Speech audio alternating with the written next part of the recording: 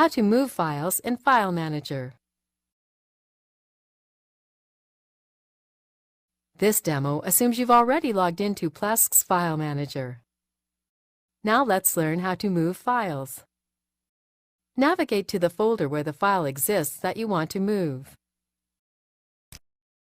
Select the file you want to move, then click Move.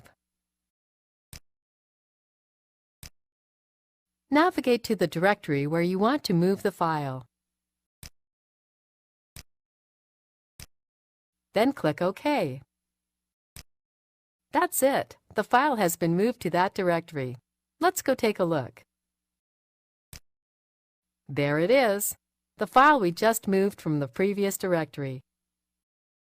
This is the end of the tutorial. You now know how to move files in File Manager.